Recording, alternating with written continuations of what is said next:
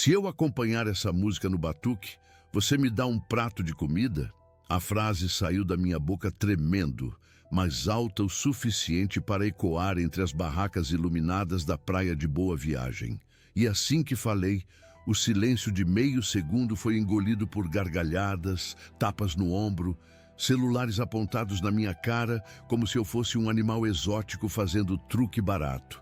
Senti meu estômago revirar, minha garganta fechar. E mesmo assim, fiquei parado ali, segurando meu tambor velho como se fosse a única coisa que ainda me mantinha de pé. A mesa dos jurados estava a menos de 3 metros de mim. Carla Mendonça coçava o queixo com um sorriso torto, tipo quem se diverte com a desgraça alheia. João Victor Teles ajeitava os óculos enquanto ria sem som, só abrindo a boca, saboreando a humilhação que ele achava que eu merecia. E Rafael Barreto, o terceiro jurado, nem tentava disfarçar. Balançava a cabeça com um misto de deboche e pena, como se estivesse vendo alguém se afogar sem ter a menor intenção de ajudar. A luz colorida do palco batia no meu rosto, misturada com o suor que escorria pela minha testa. As sombras da multidão se movimentavam como ondas, pressionando meu corpo contra a areia quente. Gente filmando de todos os ângulos, empurrando, rindo, dizendo que eu ia passar mais vergonha do que fome. Eu escutava cada palavra entrando na pele como agulha. Atrás de mim, dava para ver o DJ parando a mão na controladora, inclinado para frente, tentando entender se eu realmente tinha dito aquilo. O cheiro de cerveja derramada, comida frita e maresia parecia ficar cada vez mais forte. A música eletrônica que tocava momentos antes agora era só um borrão distante, misturado ao som de notificações e risadas gravando minha ruína ao vivo. Eu sentia minhas pernas fraquejarem, meu peito doía como se eu tivesse ficado sem ar por muito tempo. Minha mão tremia tanto no tambor que eu quase o deixei cair. Um grupo de jovens veio mais perto, apontando para mim, repetindo a pergunta em tom de piada, imitando minha voz, me fazendo parecer menor que um grão de areia naquela praia enorme. E mesmo assim, por algum motivo que nem eu entendi, eu não dei um passo para trás. Não pisquei, não fugi. Fiquei ali, parado, encarando a mesa, encarando as luzes, encarando cada riso cuspido na minha cara. Como se, contra todas as chances, algo dentro de mim estivesse prestes a quebrar, ou finalmente despertar. Aos poucos as risadas foram diminuindo, não porque tiveram pena de mim, mas porque todos queriam ver até onde eu iria com aquela loucura. Era uma tensão diferente, pesada, sufocante, como se o ar tivesse ficado grosso demais para entrar nos meus pulmões. Eu respirava pela metade, tentando não demonstrar que minhas mãos suavam tanto que quase escorregavam do tambor velho. Parecia que cada segundo durava horas. Os celulares subiram mais alto, como um paredão de olhos digitais me encarando. As telas iluminavam rostos ansiosos, pessoas inclinando o pescoço, algumas com expressão de "isso vai dar muito errado", outras com o sorriso pronto para registrar meu fracasso. A areia quente queimava meus pés, mas o gelo que corria pelas minhas costas era pior. Os jurados continuavam ali, imóveis, como se fossem 3 estátuas preparadas para me ver cair. Carla Mendonça cruzou os braços e levantou uma sobrancelha, como quem pergunta silenciosamente se eu realmente achava que tinha algum valor. João Victor Teles cochichou algo para Rafael Barreto e os dois riram de canto de boca, aquele riso que não tem som, mas invade a alma, machuca mais do que grito. Atrás deles, as luzes coloridas do festival piscavam sem ritmo, parecendo zombar da minha tentativa de seguir qualquer batida naquela noite. O DJ, ainda com a mão suspensa sobre a controladora, se inclinou um pouco mais, como se quisesse ver de perto o momento exato em que eu quebraria. E por um instante, o silêncio tomou conta. Silêncio. Silêncio real. Silêncio pesado, desconfortável, cruel. Desses que fazem a gente ouvir o próprio coração batendo errado dentro do peito. Eu senti meu corpo inteiro travar. Minha visão ficou estreita, como se o mundo estivesse sendo esmagado pelos lados, empurrando tudo para cima de mim. Meu nariz ardia, como quando a gente segura o choro com força demais. Um vento fraco veio do mar, mas em vez de me acalmar, trouxe o cheiro da areia molhada, misturado com fritura velha. O cheiro do ambiente onde eu era sempre lembrado de que não pertencia. Alguém atrás gritou: "Anda, miserável! A gente não tem a noite toda!" Outro completou: "Mostra logo o showzinho da fome!" Os risos voltaram, mais altos, como um coro perverso. Eu respirei fundo, mas o ar não entrou direito. Minha garganta apertou. A latinha do meu carrinho com a pichação DJO07 balançou com o vento, como se me lembrasse do motivo de eu ainda estar ali, do único pedaço de identidade que ninguém conseguiu arrancar de mim. E naquele instante exato, enquanto a praia inteira esperava minha queda, enquanto todo mundo segurava o celular como se fosse uma arma pronta para disparar vergonha na minha cara, eu percebi que estava vivendo um dos minutos mais decisivos da minha vida. E olha, se você está me ouvindo agora, de verdade, comenta aí se você já sentiu isso. Essa sensação de você ser só um alvo pronto para ser destruído. Porque é estranho, né? Parece que ninguém entende até passar por isso. Eu estava ali, tremendo, suando, encolhido por dentro, mas por algum motivo incapaz de fugir. E é aqui que preciso congelar tudo, parar a cena, parar o som, parar os risos. Porque antes de te contar o que veio depois e porque aquela noite virou o ponto de virada da minha vida inteira, você precisa entender como eu cheguei até esse momento. E acredite, naquele minuto eu realmente achei que minha história acabaria ali. Se quiser continuar comigo nessa, já se inscreve aí para não perder o resto. Porque o que vem agora, ninguém imagina. Quando eu congelo aquela cena na praia de Boa Viagem, com todo mundo rindo de mim, a primeira coisa que vem na minha cabeça não é o festival, nem os jurados, nem o DJ. É o barulho de chuva caindo em telha de Eternite, lá atrás, muitos anos antes, num lugar onde ninguém sabia meu nome direito. Eu volto para Santa Cruz do Sul, para o bairro simples onde eu cresci, com rua de barro que virava lama grossa quando chovia e poeira vermelha quando fazia sol demais. Minha casa era pequena, 2 cômodos apertados, parede descascando, um sofá rasgado que a gente ganhou de doação e um fogão que vivia falhando. Eu dormia num colchão fino no chão, perto da porta, porque o quarto era da minha mãe e eu cresci ouvindo o barulho dela se arrumando ainda de madrugada para ir trabalhar no depósito. Todo dia era igual. Eu acordava com o som da chave na porta, o cheiro do café preto forte e a pressa no jeito dela andar pela casa. Ela sempre falava baixo, como se tivesse medo de acordar os vizinhos, e me deixava um pão seco em cima da mesa, às vezes com margarina, às vezes só o miolo amassado. Eu fingia que aquilo era um banquete, mordia devagar, como se pudesse alongar o gosto para durar mais tempo.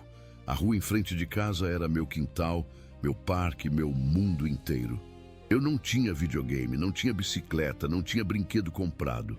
O que eu tinha eram latinhas amassadas, tampas de panela quebradas, pedaços de madeira e qualquer coisa que fizesse som quando eu batia.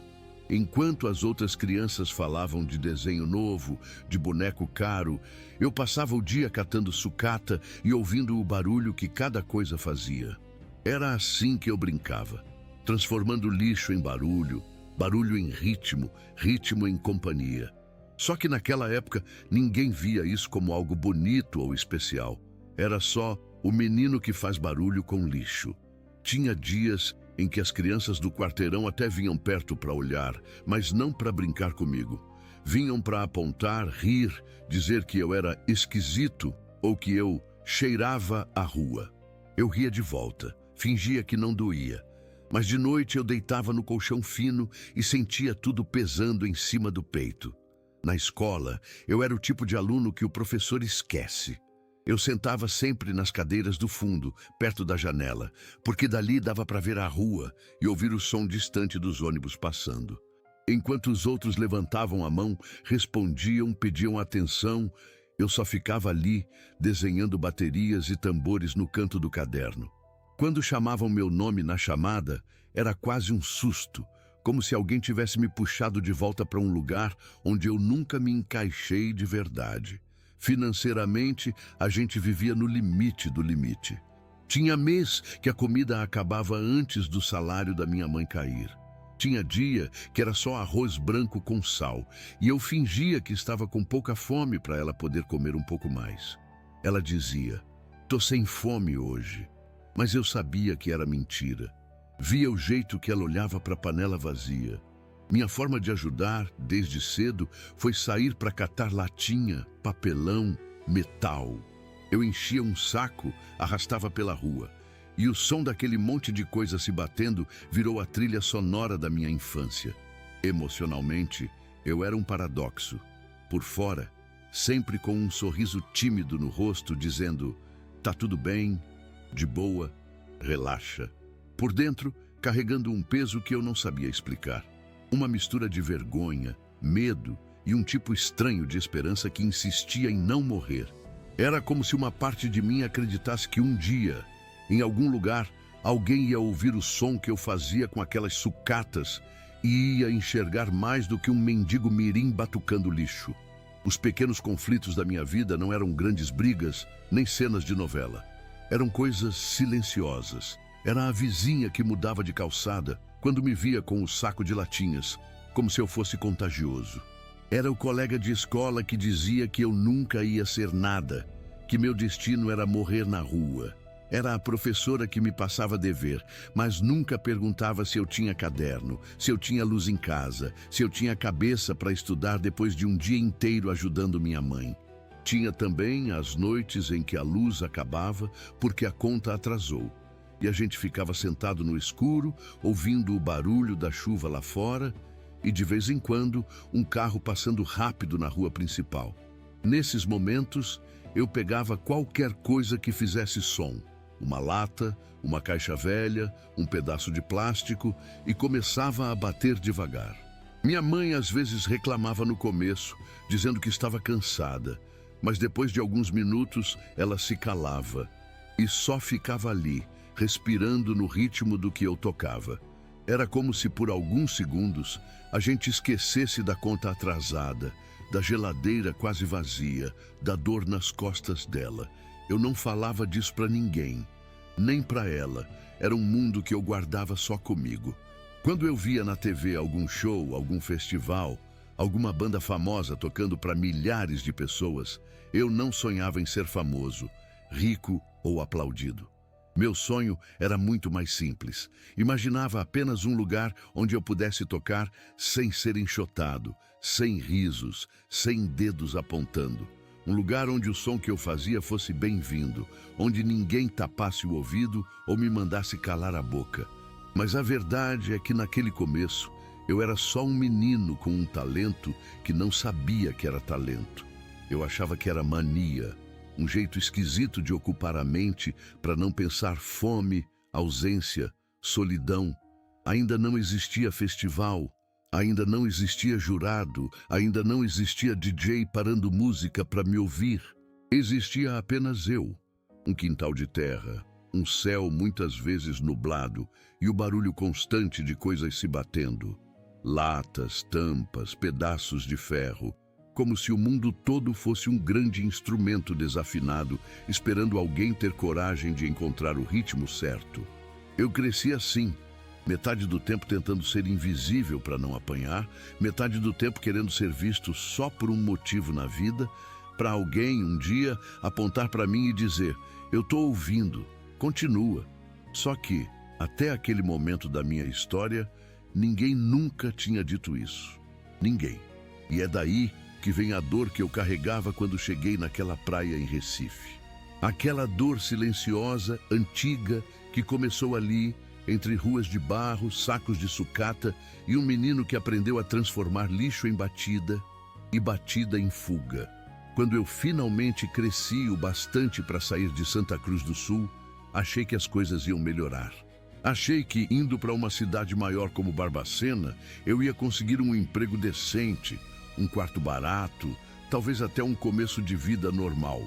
Mas a verdade é que, quando a gente nasce carregando um rótulo colado na testa, parece que o mundo inteiro insiste em lembrar você dele todos os dias. Meu primeiro trabalho lá foi como servente numa obra no bairro Grogotó. Eu chegava antes do sol e já tinha gente olhando para minha roupa, para o meu jeito de andar, para minha mochila rasgada.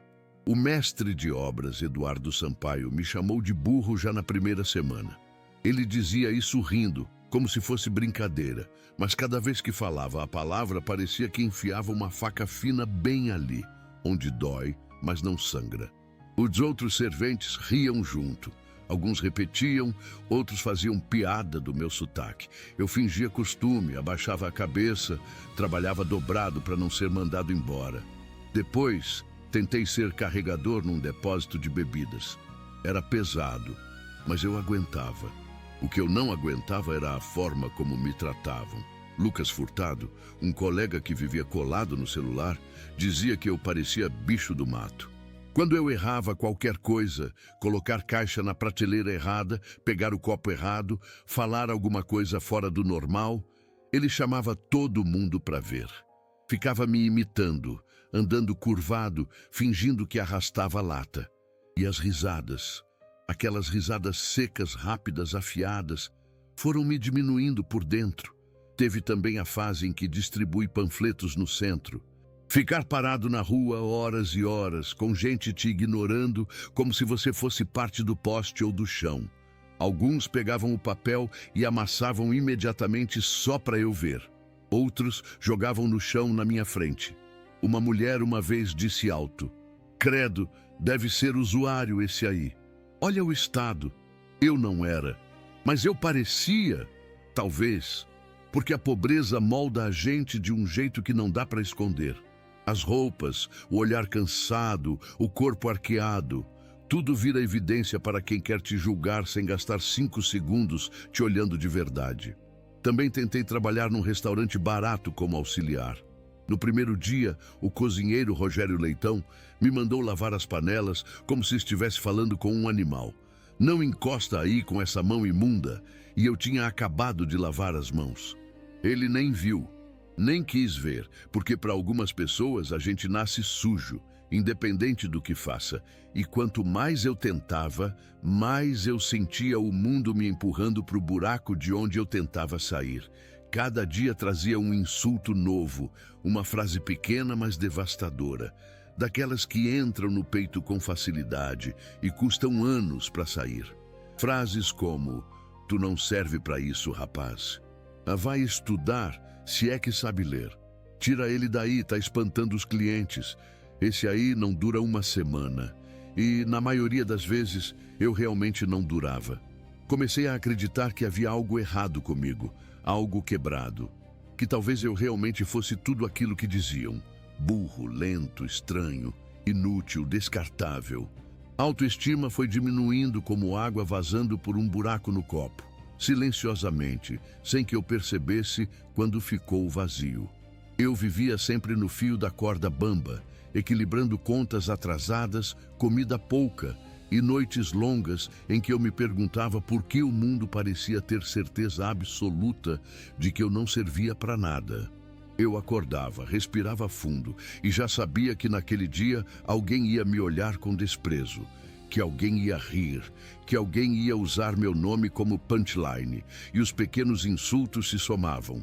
O motorista de ônibus que não esperava eu subir, os clientes que me tratavam como se eu tivesse doença, os adolescentes que gritavam "Ei, catador!", mesmo quando eu estava limpo com roupa nova. Eles sabiam, sempre sabem.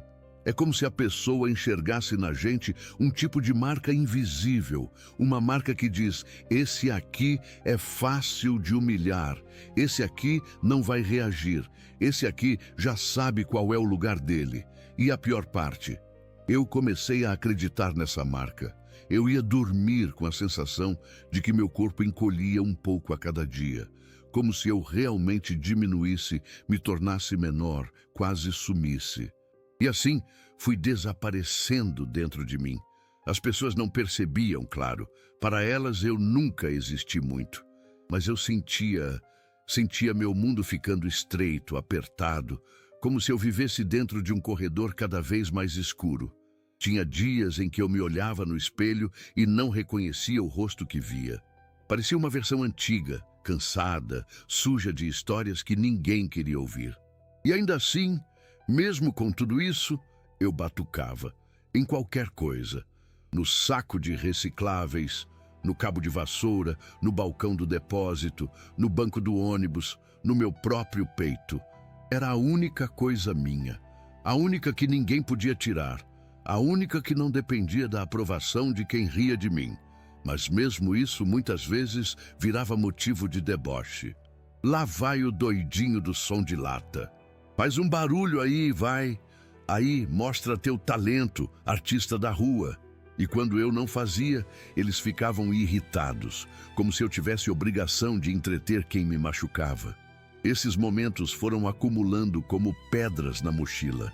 E quando finalmente cheguei naquela praia em Recife, naquela noite em Boa Viagem, eu não carregava só um tambor velho. Eu carregava tudo isso. Cada riso, cada tapa invisível, cada porta fechada antes de eu tocar, cada palavra cruel que virou cicatriz. E era esse peso que fazia minha mão tremer. Era esse histórico inteiro que fazia minha respiração falhar. Era essa vida inteira que estava atrás daquele pedido por um prato de comida. E tudo isso, cada fragmento de dor, ia explodir ali, na frente de todo mundo. De um jeito que ninguém esperava. Eu achava que já tinha visto o pior que o mundo podia fazer comigo. Achava que já tinha aprendido a engolir insulto seco, desviar de risada cruel e sobreviver dentro desse lugar onde gente pobre é sempre lembrada de que precisa andar com a cabeça baixa. Mas nada, absolutamente nada, me preparou para o que aconteceu no terminal central de Mossoró naquele dia. Era fim de tarde, aquele horário em que o sol desce arrastado, queimando tudo com um laranja pesado que parece grudar na pele. Eu estava ali fazendo o que sempre fazia, puxando meu carrinho improvisado, catando latinhas, tentando juntar o suficiente para garantir o jantar da minha mãe. E quem sabe, um pedaço de carne no fim de semana. Aquele carrinho era minha vida inteira em 2 rodas tortas e um saco amarrado com corda. O terminal estava lotado. Gente voltando do trabalho, adolescentes jogados nos bancos, vendedores ambulantes chamando clientes, ônibus entrando e saindo soltando fumaça quente. Era barulho de buzina, criança chorando, gente reclamando da vida, tudo misturado. Eu era só mais um vulto passando. Só mais um invisível caminhando rápido, tentando não atrapalhar ninguém. Só que de repente percebi algo estranho. Um silêncio curto. Aquele tipo de silêncio que não é ausência de som, mas mudança de atenção. Um silêncio que não dura nem 2 segundos, mas que te alerta. Tem algo errado aqui. Eu senti primeiro. Depois, ouvi um burburinho. Baixo. Depois maior. Gente murmurando, cochichando. E pouco depois, risadas. Risadas que pareciam estar vindo na minha direção. Eu devo ter demorado uns 10 passos para entender. Quando virei o rosto, vi 3 rapazes me encarando, rindo, apontando, como se eu fosse um espetáculo ridículo. Senti aquele velho arrepio subindo pela coluna. Quem vive nas ruas conhece esse presságio. É o aviso silencioso do corpo dizendo: vão fazer alguma coisa com você. E não é boa. Apertei o cabo do carrinho com a mão. Continuei andando, tentando me afastar, mas pareciam me cercar com o olhar, como predadores quando veem presa fácil. Foi quando o segurança apareceu. Alto, forte, cabeça raspada, camisa apertada no peito, ele vinha andando reto, sem desviar de ninguém, como se me enxergasse desde o início. O olhar dele me disse tudo antes mesmo dele falar. Desprezo, cansaço, certeza absoluta de que eu não devia estar ali. Ei, você aí! A voz dele cortou o ar. Senti meu corpo inteiro congelar. Sai daqui, agora! Eu parei. Balancei a cabeça, confuso. Eu só tô juntando latinha. Não interessa. Você tá estragando o ambiente. Aquela frase, meu Deus, ela veio como um tiro, estragando o ambiente, estragando o ambiente. Eu nunca vou esquecer como essas palavras se repetiram na minha cabeça, como se alguém tivesse apertado o replay. E quando ele disse aquilo, foi como abrir a torneira do escárnio humano. Primeiro, uma risada. Depois outra. Depois mais 3. Quando percebi, parecia que metade das pessoas ao meu redor estava olhando para mim como se eu fosse um rato invadindo o meio da praça. E os celulares, os celulares, subiram como lâminas brilhantes, gravando, registrando meu rosto, meu suor, minha vergonha viva. Uma menina, devia ter uns 19 anos, virou a câmera para mim e disse bem alto: "Gente, olha isso aqui. Ele tá dizendo que só tá juntando latinha. Que dó." As pessoas riram alto, algumas bateram palma, outras começaram a filmar também. Ali, naquele instante, eu virei tema de entretenimento. Nada mais que isso. Um espetáculo gratuito. Eu tentei continuar. Eu só preciso completar o saco. Eu tô quase fechando 1 quilo. Mas antes que eu terminasse a frase, o segurança deu um empurrão forte no meu carrinho. Forte o bastante para derrubar tudo. As latas caíram no chão como chuva de metal, rolando para todo lado, fazendo um som alto, ecoando no terminal inteiro, como se anunciassem: "Atenção, aqui está o idiota do dia." As pessoas riram mais ainda. Aquele riso coletivo, contagioso, cruel. Riso que não para porque ninguém quer ser o primeiro a demonstrar compaixão. Me ajoelhei. As pernas tremiam. O rosto queimava. Eu tentava juntar as latinhas o mais rápido que conseguia, puxando com as mãos trêmulas. Mas cada vez que eu pegava uma, outra rolava para o lado. Parecia brincadeira. Brincadeira feita às minhas custas. E então veio o golpe final. "Olha, ele tá chorando." Dito assim, alto, sem filtro, sem constrangimento. Eu senti a lágrima escorrendo antes mesmo de perceber que estava chorando. E quando o pobre chora em público, não existe bondade. O mundo não te oferece um lenço, o mundo te oferece risada. Eu ouvi sussurros que ardiam mais que tapa. Que vergonha, devia estar preso. Tá estragando tudo. Olha o cheiro. Filma, posta. E aí aconteceu o momento que me quebrou de vez. Uma criança, segurando o braço da mãe, me olhou com olhos enormes, não de maldade, mas de confusão, e perguntou: "Mãe, ele é mendigo?" E a mãe, sem baixar a voz, sem suavizar nada, respondeu: "É, e fica longe. Eles sujam tudo. Eles. Eu virei um eles. Um grupo, uma categoria, um tipo de sujeira. E aquilo... Meu Deus, aquilo acabou comigo. Eu queria dizer àquela criança que eu não era aquilo. Queria contar que eu tinha uma mãe esperando por mim, que eu trabalhava desde pequeno, que eu tinha sonhos pequenos, simples, honestos. Queria dizer que eu tinha música dentro de mim, mesmo que ninguém ouvisse. Queria explicar que eu só estava tentando sobreviver. Mas minha voz não saiu.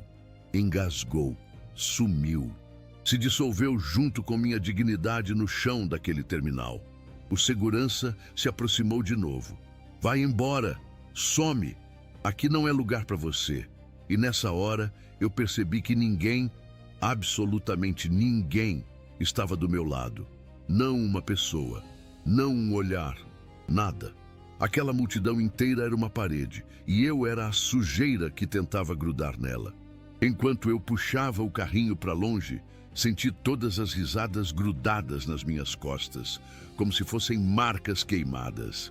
Eu andava e parecia carregar uma tonelada, não de latinhas, mas de vergonha. E sabe, se você está me ouvindo agora, se realmente está ouvindo, deixa eu te perguntar uma coisa. Só para saber se um dia você já sentiu isso também, porque eu sei que existe muita gente como eu. Você já passou por algo assim? Algo que ficou preso na alma, que te perseguiu por dias, meses, anos, algo que ninguém viu como dor, só como piada? Se já, comenta aí. De verdade, às vezes dividir dói, mas também alivia, porque naquele dia, em Mossoró, um pedaço de mim morreu. outro tentou sobreviver. E o que sobrou, bem, é isso que me trouxe até aquela praia em Recife, aquela noite, aquele festival, aquele pedido por um prato de comida e aquela virada que ninguém, absolutamente ninguém, imaginava que eu seria capaz de fazer. Depois daquele dia no terminal de Mossoró, eu achei de verdade que o mundo tinha me avisado qual era o meu lugar. Embaixo dos olhos dos outros, nunca dentro. Achei que a vida ia ser só aquilo. Insulto, poeira, carrinho pesado, silêncio dentro de casa. Eu me pegava andando pelas ruas e às vezes tinha a impressão de que meu corpo era só uma casca carregando a vergonha de todos aqueles olhares. Mas a vida é traiçoeira. Às vezes, quando você está convencido de que não existe saída, ela abre uma fresta pequena, bem pequena, dessas que só quem está acostumado ao escuro consegue enxergar. Foi numa tarde nublada em Lauro de Freitas, quando eu tinha ido buscar sucata perto de um mercado. A rua estava cheia, carros passando rápido, vendedores gritando promoções, cheiro de peixe vindo da feira próxima. Eu estava sentado na calçada, ajeitando as latinhas dentro do saco, batucando de leve no alumínio só para afastar o peso na cabeça. Era automático, como respirar. Eu não estava fazendo barulho para ninguém, só tentando existir sem me quebrar de novo. Foi então que ouvi uma voz atrás de mim, uma voz firme, mas suave, daquelas que não vêm com julgamento. Quem te ensinou esse ritmo? Eu travei. Meu primeiro instinto foi me encolher, proteger o carrinho, me preparar para algum tipo de bronca. Mas quando virei, vi uma mulher parada ali. Morena, cabelo preso num coque alto, olhos atentos de um jeito que eu nunca tinha visto antes. Não era pena, não era deboche, era curiosidade real. Ninguém, não, respondi meio sem olhar para ela. É só coisa que eu faço. Eu esperava que ela risse, que dissesse, como assim ninguém, com aquele tom de desprezo. Mas ela não riu. Ela se aproximou devagar, como se tivesse medo de me assustar. E aí ela disse uma frase que eu jamais tinha ouvido na vida. Uma frase que me desmontou por dentro. Você tem precisão na mão, isso é raro, muito raro. Eu lembro que demorei para entender o que ela estava dizendo. Minha cabeça ficou girando como se alguém tivesse ligado uma luz no meio da escuridão. Eu? Precisão? Raro? Nunca ninguém tinha usado palavras assim para falar de mim. Sou Márcia Ribeiro, ela disse, estendendo a mão. Percussionista. Trabalho com projetos culturais em Salvador e em Recife. Eu apertei a mão dela com receio, imaginando que ela ia soltar rápido pelo estado da minha pele suja. Mas ela segurou firme, como se aquilo não importasse. Aquilo mexeu comigo. Ela pediu para eu tocar de novo. Só isso. Só mais um pouquinho. Eu bati na latinha sem pensar. Era quase reflexo. Primeiro um compasso simples, depois 2. Depois encaixei 3 batidas alternadas.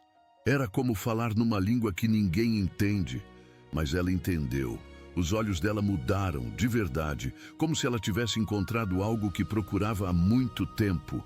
Você tem tempo interno. Tempo o quê? Perguntei. Ela riu, mas não de mim. Riu de alegria. Tempo interno é senso natural de ritmo. Isso não se ensina, nasce com a pessoa. Você tem isso, e tem muito, e aquilo... Meu Deus! Aquilo bateu em mim como um soco na alma, mas dessa vez um soco bom. Um soco que acorda. Pela primeira vez na vida, alguém estava me olhando como se eu fosse mais do que o cara do carrinho de latinhas. Pela primeira vez, alguém via algo que eu não via em mim mesmo. Márcia se agachou na minha frente, não para me humilhar, mas para ficar na minha altura. Eu não sabia o que fazer, para onde olhar. Foi estranho, foi bonito, foi assustador. Você já tocou em algum lugar? Ela perguntou. Em lugar? Eu? Não, eu só bato coisa. Isso não é bater coisa. Isso é música. Do seu jeito, do seu mundo, mas é música. Aquela frase mexeu comigo mais do que qualquer coisa que já tinham dito. Música.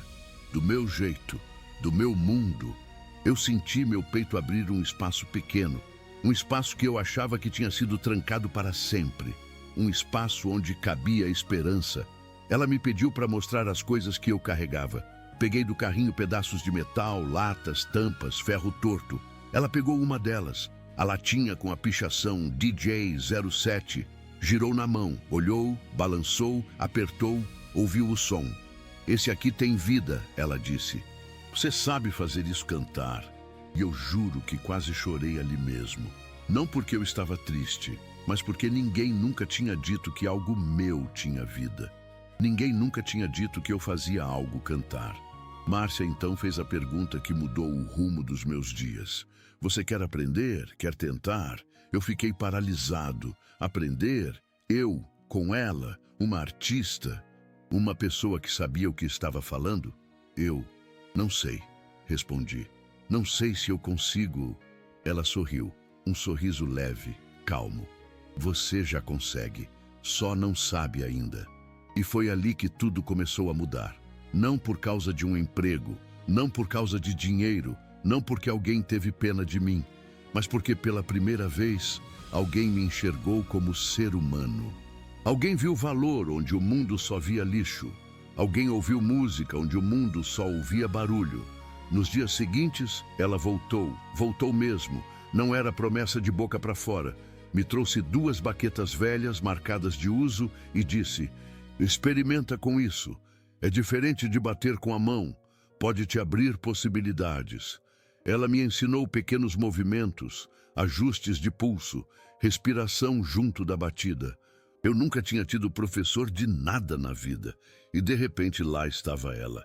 Uma mulher cheia de técnica, história, palco, me tratando como aluno, não como estorvo.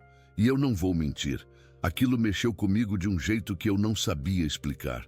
Era como se, depois de anos vivendo com os olhos sempre virados para baixo, alguém tivesse pegado meu queixo e levantado só um pouquinho.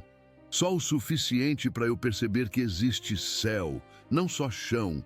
E olha, deixa eu te perguntar, já que você está aqui me ouvindo até agora. Você já teve esse momento na vida? Esse instante pequeno onde alguém te olhou diferente? E você sentiu que pela primeira vez poderia valer alguma coisa? Se já, me conta aí, eu sei como isso muda tudo, porque para mim, Márcia foi esse sopro, um sopro pequeno, quase silencioso, mas suficiente para reacender algo que eu achava morto. Eu não sabia ainda, mas aquele sopro ia virar tempestade e ia me levar direto para aquela noite em Recife, onde todo mundo ia descobrir o que acontece quando alguém simples, alguém quebrado, alguém invisível, finalmente encontra um lugar para bater no ritmo certo. Depois de alguns encontros na rua, de algumas tardes em que Márcia sentava no meio da calçada comigo, como se aquilo fosse a coisa mais normal do mundo, ela apareceu um dia diferente. Não era só o sorriso que estava mais firme, nem o jeito seguro de falar. Era o que vinha depois da frase: eu quero te levar a um lugar. Meu primeiro instinto foi recusar. Gente como eu não é levada a lugares. A gente é enxotado deles. Mas ela falou com tanta calma, tanta certeza, que eu só consegui perguntar: que lugar? Um centro cultural, na Lapa, no Rio. Lá tem gente que respira música todos os dias. Quero que você veja como é. Só de ouvir Lapa e Rio de Janeiro na mesma frase, me deu uma mistura de medo e esperança. Parecia coisa de filme, não de alguém que dorme em quarto alugado com parede mofada, que divide marmita e conta moeda para pagar ônibus. Ainda assim, eu fui. A viagem até o Rio já foi um choque. Nunca tinha ficado tanto tempo dentro de um ônibus com ar-condicionado. Nunca tinha visto pela janela prédios tão altos, viadutos por cima de viadutos, gente andando apressada com fone de ouvido caro, carregando instrumentos em cases reluzentes. Eu apertava meu saco de pano com as latinhas e a baqueta simples que Márcia tinha me dado, tentando não parecer tão deslocado quanto eu me sentia. Quando a gente desceu perto da Lapa, o primeiro impacto foi visual. Os arcos brancos, grafites em muros enormes, bares cheios, música vazando de todos os lados. Era bonito e, ao mesmo tempo, intimidador. Eu andava no meio daquela confusão toda como se pisasse num chão que não era meu. Cada passo me lembrava que eu estava invadindo um lugar onde gente como eu normalmente só entra para limpar ou pedir moeda na calçada. O centro cultural ficava numa rua mais estreita, com fachada antiga e placa discreta. Não era lugar de turista comum. Era lugar de quem sabia onde estava entrando. Márcia foi na frente, cumprimentando o segurança pelo nome, como se fizesse aquilo toda semana. Eu fui atrás, tentando encolher o corpo, escondendo o máximo que conseguia o estado da minha roupa, lavada, mas gasta demais, desbotada demais, rasgada em pontos que eu não tinha conseguido disfarçar. Assim que entrei, o cheiro mudou. Não era mais cheiro de ônibus, fumaça e comida de rua. Era cheiro de café passado na hora, madeira encerada, perfume caro e equipamento eletrônico. O chão era liso, claro, sem rachaduras. Na parede, pôsteres de festivais, fotos de músicos conhecidos, placas com nomes que eu só tinha ouvido falar de relance em rádio ou televisão. As pessoas que circulavam ali pareciam todas criadas num outro planeta. Roupas bem cortadas, tênis limpo, cabelo arrumado, mochilas novas. Alguns carregavam violões, outros instrumentos de sopro, outros cases de bateria, tudo com etiqueta, tudo organizado. Eu passei e foi como se uma corrente elétrica invisível tivesse percorrido o corredor. Olhares rápidos, medindo minha presença, analisando cada detalhe da minha aparência. Ninguém falou nada na minha frente. Mas a mensagem estava clara. O que esse cara está fazendo aqui? Márcia me apresentou na recepção como convidado. A moça do balcão sorriu para ela, mas quando olhou para mim, o sorriso murchou 2 tons. Só o suficiente para eu perceber. Ele vai assistir à aula de percussão coletiva, Márcia explicou.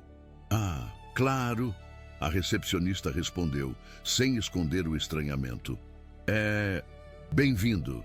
Eu respondi com um aceno curto. Nem voz saía. A sala de percussão ficava no fim de um corredor, à direita. Conforme a gente andava, dava para ouvir risos vindo de outras salas, pedacinhos de melodia sendo ensaiados, vozes aquecendo, instrumentos afinando. Era como se todo o prédio respirasse arte, mas para mim aquilo não era só bonito, era uma ameaça. Porque ao mesmo tempo em que eu admirava, uma voz lá dentro repetia: "Você não pertence a esse lugar. Você não pertence a esse lugar." Quando entramos na sala, já tinha umas 10 pessoas lá dentro. Alguns sentados, outros em pé, todos mexendo em instrumentos de percussão novinhos. Congas, bongos, caixas, surdos, shakers, pratos brilhando. O chão era limpo. O ar-condicionado deixava tudo fresco e a luz branca batia forte nas peles esticadas dos tambores. Eu, com o meu tambor improvisado, parecia um erro de cenário. Um rapaz de camiseta preta, barba bem feita e boné para trás, olhou para mim de cima a baixo e deu um meio sorriso, aquele meio sorriso que não é simpatia, é piada interna. "Márcia trouxe reforço da reciclagem hoje, foi?" Ele disse baixo, mas alto o suficiente para 2 ou 3 rirem. Eu fingi que não ouvi, já era quase automático. Eu tinha décadas de treino em fingir, mas a frase entrou. Entrou raspando tudo por dentro. Outro de tênis caro e relógio brilhando completou: "Se ele tocar tão bem quanto coleta, o lixo tá salvo." As risadinhas se espalharam. Não eram gargalhadas abertas como no terminal. Eram risos contidos, discretos, desses que gente educada solta quando quer humilhar sem perder a pose. Márcia ignorou. Ela fingiu que não ouviu também, mas eu sabia que ouviu. Mesmo assim, seguiu firme. "Senta ali do meu lado", ela falou, apontando para um tambor vazio ao lado dela, no círculo. Eu sentei. Senti o couro do instrumento sob a mão, macio, liso, diferente de tudo que eu estava acostumado. Eu vinha de lata cortando mão, metal frio, superfície irregular. Aquilo ali parecia outra categoria de mundo. Um mundo onde o som tinha dono, tinha professor, tinha partitura. O professor da aula, Henrique Magalhães, entrou logo depois. Era um cara de uns 40 e poucos anos, camiseta simples, cabelo preso num coque baixo. Ele cumprimentou Márcia com um abraço rápido. Esse é o rapaz que eu te falei, ela disse, olhando para mim. Ritmo interno absurdo. Eu quase recuei quando ouvi isso. Ritmo interno absurdo, na frente de todo mundo. Ela estava, de algum jeito, apostando o nome dela em mim. Henrique me observou por um momento. Não foi um olhar leve. Foi um olhar de quem avalia, de quem mede, de quem testa. Você toca há quanto tempo? Ele perguntou. Minha vontade era dizer, desde sempre, mas isso soava idiota. Eu... não sei. Desde moleque, mas nunca estudei. Só mexo nas coisas. Alguns alunos riram de novo. Um deles, que segurava uma clave, sussurrou. Mexo nas coisas é ótimo. Henrique fez um gesto com a mão pedindo silêncio e olhou para mim sem desviar. Tudo bem, hoje você vai mexer aqui com a gente. Faz o seguinte, por enquanto, só repete o que eu fizer. Não pensa demais, só sente. A aula começou. Primeiro, batidas simples em uníssono. Tum, tum, tum, tum. Pode parecer básico, mas ali, naquele círculo, cercado de gente que tinha certeza de que eu não servia para nada, cada batida era um teste. Um teste de coordenação, um teste de coragem, um teste de se eu aguentava estar ali. Nos primeiros minutos, eu estava mais preocupado em não errar do que em tocar. O suor escorria pela minha nuca. Eu sentia olhares atravessando minha pele, esperando o momento em que eu fosse sair do tempo, me perder, tropeçar, como se quisessem provar que eu era só um estranho sentado por engano entre músicos de verdade. Mas, à medida que as sequências iam ficando um pouco mais complexas, algo estranho aconteceu. Meu corpo começou a ignorar o medo. Meus dedos, minhas mãos, meu pulso foram achando o lugar. Eu percebi que quando Henrique fazia uma sequência, o som entrava por um lado e saía pelos meus braços, como se fosse natural, como se eu já tivesse passado a vida toda treinando para estar ali. Só nunca tinha percebido. Henrique olhou para mim 1, 2, 3 vezes durante a aula.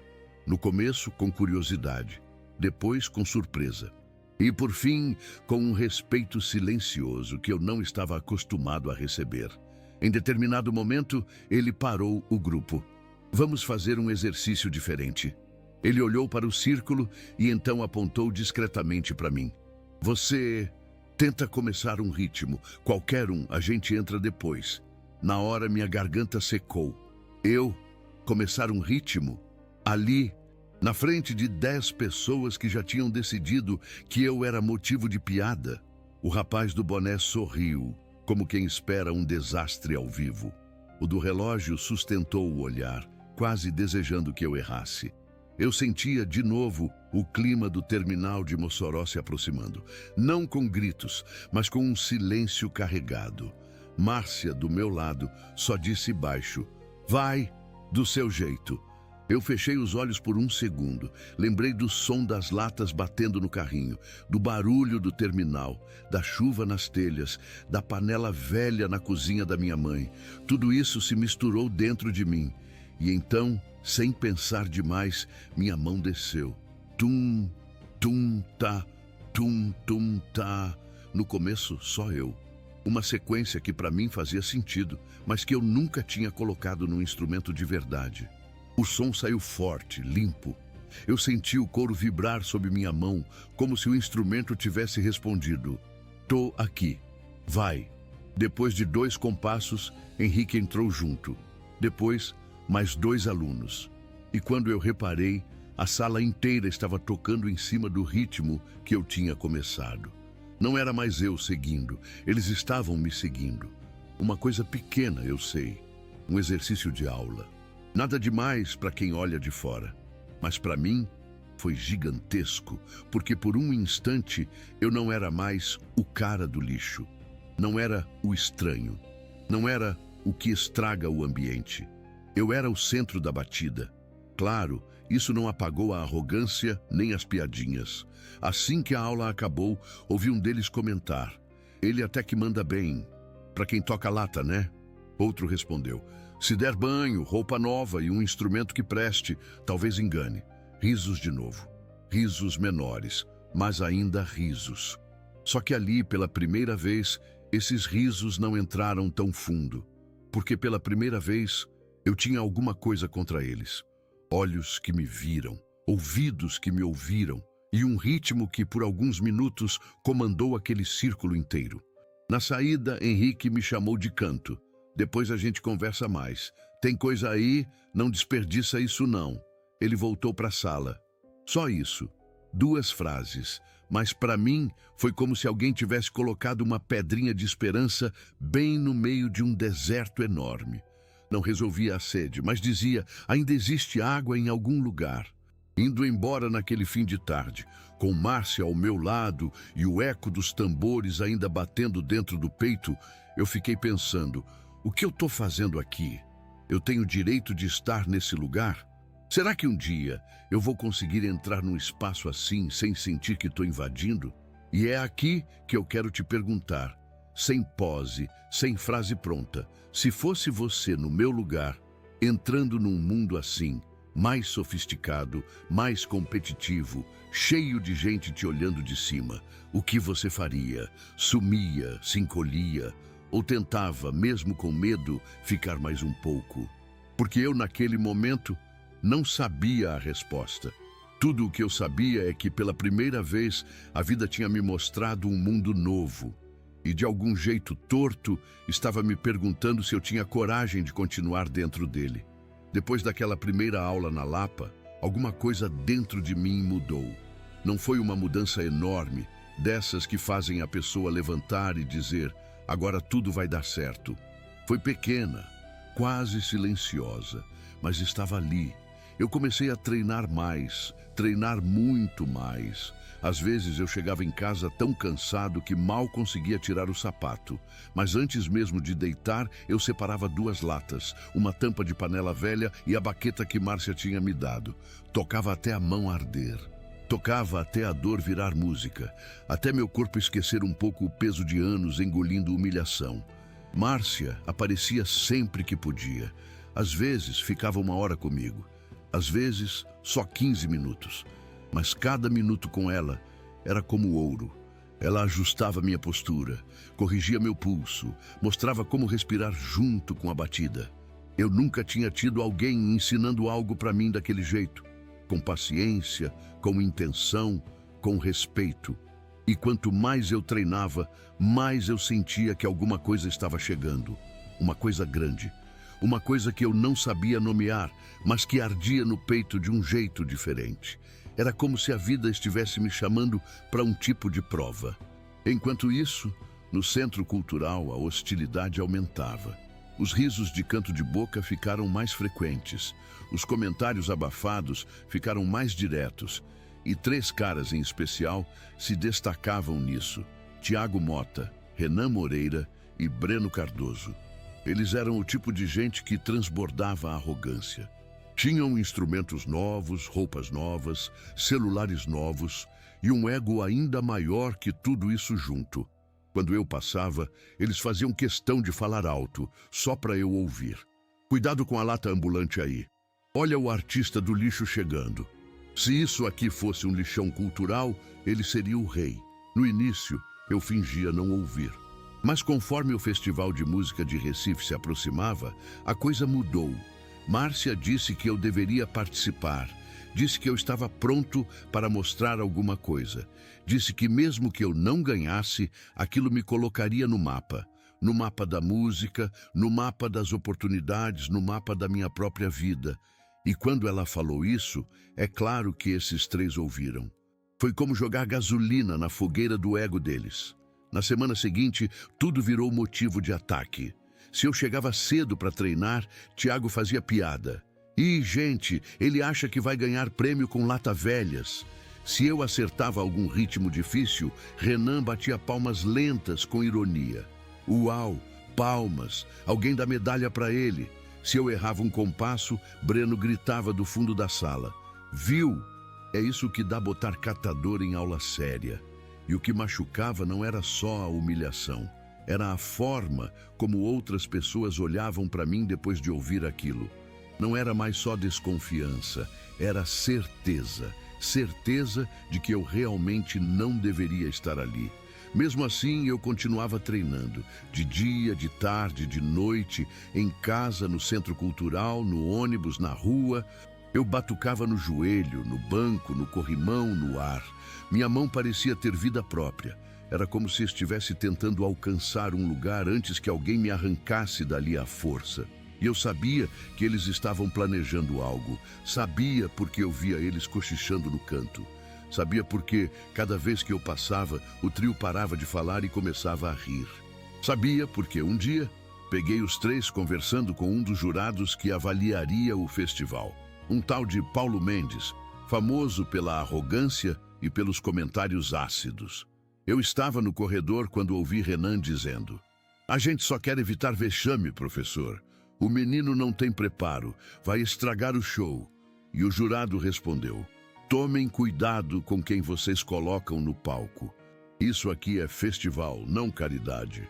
Eu parei atrás da porta, não conseguia respirar, não sabia se entrava, se fugia, se chorava.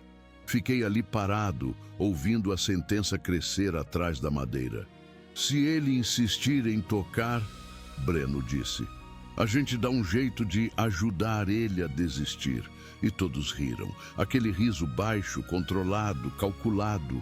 Era ali que eu percebia a diferença entre a humilhação de rua e a humilhação desse mundo novo. Na rua, te humilhavam na sua frente. Ali, te humilhavam sorrindo na sua direção e planejando pelas costas. E conforme o festival se aproximava, a sensação de que algo ruim estava prestes a acontecer só aumentava. Eu treinava mais, muito mais. Mas toda vez que acertava algo, vinha aquela sombra. E se eles fizerem alguma coisa? E se me sabotarem? E se eu passar vergonha na frente de todo mundo? De novo. Algumas noites eu mal dormia. O peso da expectativa, do medo, da esperança misturada com trauma, era demais. Eu sentia meu peito apertar de um jeito que doía de verdade, mas ao mesmo tempo tinha algo crescendo também. Algo que eu não sabia nomear. Uma força estranha, um tipo de coragem que eu nunca tinha sentido. Talvez fosse raiva, talvez fosse cansaço, talvez fosse só vontade de provar, nem para eles, mas para mim, que minha história podia ser diferente.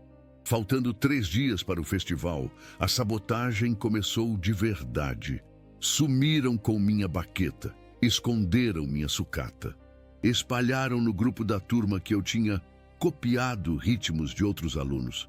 Falaram para o coordenador que eu estava atrapalhando as aulas. Avisaram a galera do festival que tinha um cara que ia fazer fiasco. E tudo isso sem eu abrir a boca. Sem eu ter chance de me defender. Eu queria conversar com Márcia, queria falar que eu estava com medo, queria dizer que talvez eu não fosse capaz. Mas toda vez que ela chegava animada, falando: "Você tá pronto, eu sei que tá", eu ficava quieto. Não queria decepcionar a única pessoa que tinha acreditado em mim. No fundo, eu sabia. O festival não seria só uma apresentação. Seria o teste final. Tudo o que eu vivi, insultos, perdas, noites sem dormir, terminal de Mossoró, a primeira aula, a primeira batida, tudo estava empurrando meu corpo para aquele dia. E mesmo sabendo de toda a sabotagem, mesmo sabendo que a plateia seria grande, que os jurados seriam duros, que o trio me queria de joelhos, eu sentia que algo maior estava chegando. Algo que eu não sabia explicar, mas que estava ali, pulsando dentro do peito, em cada batida que eu treinava. E antes de continuar, deixa eu te perguntar, se você estivesse no meu lugar, sabendo que tem gente conspirando para te ver cair, você continuaria mesmo assim? Ou desistiria antes do tombo? Porque eu não tinha esse luxo, eu não podia desistir, eu não tinha para onde voltar. Eu só tinha a música, a lata, a batida e a esperança, fraca, mas viva, de que talvez fosse a minha vez. E acredite, o que aconteceu no festival mudou tudo, tudo. O dia do festival chegou como um soco no estômago. A praia de Boa Viagem estava lotada, cheia de barracas, luzes coloridas, gente rindo, música alta, um cheiro de mar misturado com fritura. Eu tentava controlar minha respiração, mas meu corpo inteiro tremia. Não só de medo, mas daquela sensação de que algo estava prestes a desmoronar. E desmoronou. Quando fui até o espaço onde deixei meu tambor improvisado, ele simplesmente não estava lá. Sumiu. Evaporou. No lugar, alguém tinha empilhado latinhas amassadas, todas esmagadas como se fossem lixo inútil. Um recado claro do trio que já vinha tramando contra mim. Senti minhas pernas falharem. Antes que eu pudesse pedir ajuda, ouvi a primeira risada, depois outra. A multidão começava a notar o espetáculo.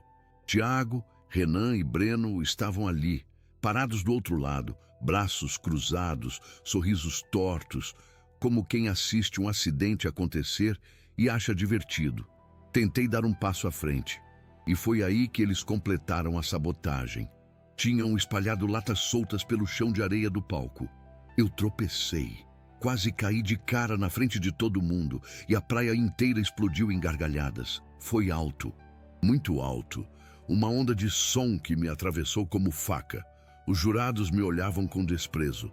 Alguns jovens filmavam de perto, rindo, fazendo piadas, dizendo que eu era o show de horrores da noite. Eu senti minhas mãos tremerem como nunca. Meu coração pareceu encolher dentro do peito. Por um instante, só um instante, eu pensei em virar as costas e correr, sumir no meio da multidão. Desaparecer antes que a vergonha me esmagasse por completo. Eu ouvi alguém gritar: "Desiste, cara! Faz favor pra gente!" E, sinceramente, eu quase ouvi. Respirei fundo. Ou tentei. O ar não entrava. Meus olhos ardiam. E eu pensei: por que eu tô fazendo isso comigo? E agora, já que você está aqui comigo nesse momento, deixa eu te perguntar, olhando direto para você. Se fosse você ali, você desistiria ou continuaria? Porque eu estava a um passo de desistir de tudo. Um passo. E foi nesse segundo que algo que eu ainda nem conseguia entender, começou a mudar dentro de mim. Mas isso é no próximo capítulo.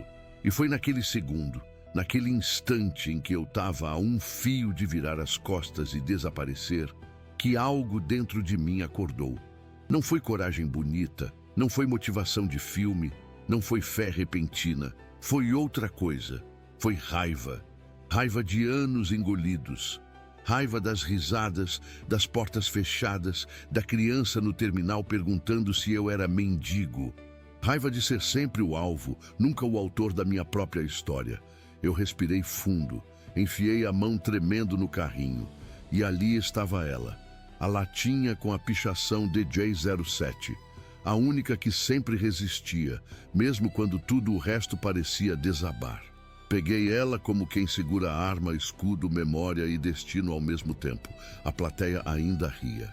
Os jurados ainda me olhavam como quem observa um fracasso anunciado. Tiago, Renan e Breno já comemoravam por antecipação, certos de que tinham vencido de novo. Mas naquela noite eu não vim para ser vencido. Eu levantei a latinha, apertei firme, inclinei a cabeça para ouvir o som interno, daquela forma que Márcia tinha me ensinado. E antes de qualquer pessoa entender o que eu estava fazendo, eu bati. Tá. A primeira batida saiu tão limpa que até eu fiquei surpreso. Uma batida única, mas que ecoou pela praia inteira, cortando risadas como faca quente em tecido. Depois veio a segunda. Depois a terceira. Depois entrei num ritmo tão preciso, tão firme, tão meu, que parecia vir não da mão, mas do peito inteiro.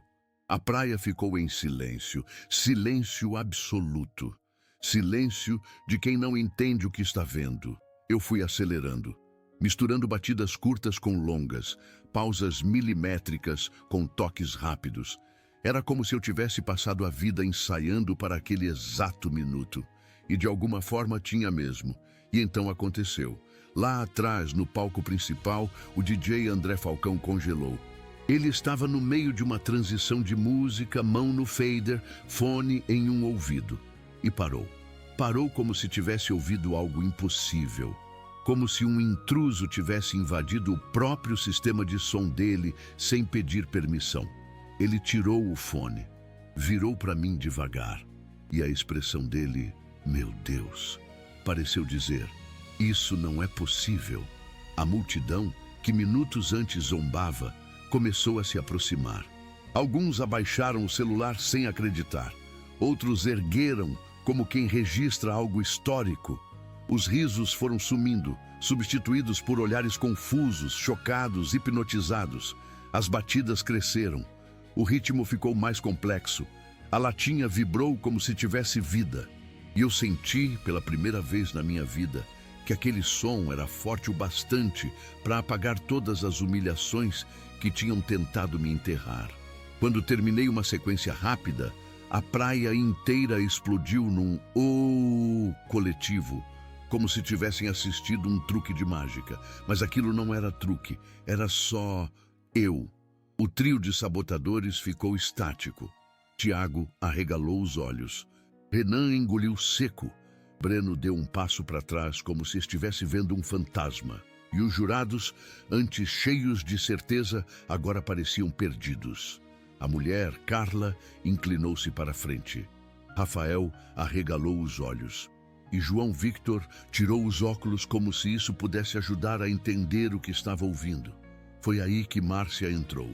Não correndo, não gritando, não me defendendo, mas com a calma de quem sabe que está carregando uma verdade gigante. Ela subiu na área dos jurados e falou em voz firme. Vocês sabem quem tocava exatamente assim há anos, no Festival Nacional de Percussão? Os jurados se entreolharam confusos. Roberto Duarte. O nome caiu pesado no ar. Alguém atrás murmurou. O mestre? Impossível. Márcia continuou. O ritmo dele era igual, a assinatura, o toque, a aceleração, a pausa, a precisão. Ela apontou para mim. Esse menino é filho dele. A praia inteira pareceu prender a respiração. Meu peito travou, meu corpo gelou. Eu fiquei parado, sem saber se chorava, se sorria, se caía no chão. Eu nunca tinha conhecido meu pai. Nunca tinha visto o rosto dele. Nunca tinha ouvido a voz dele. Mas naquele momento, parecia que ele estava ali, dentro do ritmo, dentro da latinha DJ 07, dentro de mim. Os jurados ficaram sem palavras. A multidão começou a gritar, aplaudir, vibrar. O DJ André Falcão levantou as duas mãos, apontou para mim e disse no microfone: esse menino não é brincadeira, esse menino é música. E naquele instante tudo virou. A praia, que tinha sido palco da minha maior vergonha, se tornou palco da minha maior vitória. Os arrogantes, silenciados. Os que riram, confusos, os celulares, agora filmavam admiração, não humilhação. E eu finalmente entendi que a vida inteira, aquela batida que vinha do fundo da minha alma, não estava me chamando para sobreviver, estava me chamando para existir. E eu existi, de frente para todos eles, sem fugir, sem me encolher, só tocando, como se minha vida dependesse daquilo. E no fim das contas, dependia mesmo. Depois daquela noite em Boa Viagem, eu nunca mais consegui me ver do mesmo jeito. No começo, confesso, eu achei que tudo aquilo tinha sido um acidente bonito da vida, um golpe de sorte. Mas a verdade é que não foi sorte, foi caminho, foi calo, foi cicatriz virando força. No dia seguinte ao festival, meu nome começou a rodar em vídeo de celular, grupo de WhatsApp, página de evento, canal pequeno de internet. Aquele mesmo tipo de gravação que antes servia para me humilhar. Agora mostrava gente aplaudindo de pé um catador batucando numa única latinha. Vieram críticas, claro. Gente dizendo que era exagero, gente dizendo que foi mídia demais para pouca coisa. Mas pela primeira vez, vieram também convites. Um deles mudou tudo. Um professor do Conservatório de Tatuí viu o vídeo, falou com Márcia e perguntou se eu toparia fazer uma audição. Eu nem sabia direito o que era audição, só sabia que era uma chance. Fui com o mesmo medo de sempre. o mesmo frio na barriga, mas dessa vez carregando algo que eu nunca tinha levado para lugar nenhum. A certeza de que eu tinha, sim, alguma coisa para mostrar. Passei, não de cara, não com tapete vermelho, não com facilidade. Passei suando, tremendo, quase gaguejando, mas passei. Ganhei bolsa, ganhei material, ganhei um lugar para chamar de escola. Uma escola em que ninguém me expulsava por estragar o ambiente. E Márcia? Márcia virou mais que amiga, mais que professora. Virou mentora, virou família. Foi ela que segurou meu ombro nas primeiras semanas, quando a insegurança tentou me arrancar de lá à força. E os outros? Os que riram de mim, os que planejaram minha queda. A vida cobrou, não com vingança de novela, não com acidente dramático, mas com algo ainda mais pesado para quem vive de imagem, verdade exposta. O vídeo da sabotagem também rodou. A risada deles, o empurrão, as latas jogadas, o quase tombo, tudo estava lá. Gente começou a comentar, artistas que eles admiravam se posicionaram, convites foram sumindo, portas que se abriam fácil começaram a fechar. Em pouco tempo, Tiago, Renan e Breno deixaram de ser promessas da percussão e viraram exemplo do que não ser. Não vou mentir, uma parte machucada em mim sentiu alívio. Outra parte, mais madura, entendeu que não era sobre vê-los caírem. Era sobre finalmente sair debaixo do pé dos outros. A verdadeira justiça do destino não foi ver eles no chão. Foi, depois de tudo, conseguir ficar de pé. Hoje, quando eu volto mentalmente para aquele terminal em Mossoró, para aquela sala na Lapa, para aquela praia em Recife, eu enxergo uma linha que eu não via antes. Cada humilhação, cada sai daqui, cada riso, cada lágrima, tudo empurrava a história para esse lugar em que eu posso virar para a câmera, olhar nos teus olhos e dizer: não subestima quem você não conhece. Não pisa em quem já está no chão. Não trata como lixo quem só está tentando sobreviver. Porque às vezes é justamente dali, do meio da sucata, que nasce o som que vai calar o DJ, virar a praia e mudar a vida inteira de alguém. Se essa história conversou com alguma parte da tua vida, fica aqui comigo. Se inscreve no canal, porque tem muita coisa que eu ainda não contei e eu quero dividir isso com você. Ativa o sininho para não perder as próximas viradas, porque a jornada de quem veio de baixo é longa, cheia de queda, mas também cheia de recomeço. Agora tem mais 2 histórias aparecendo em sua tela. Clique para assistir agora.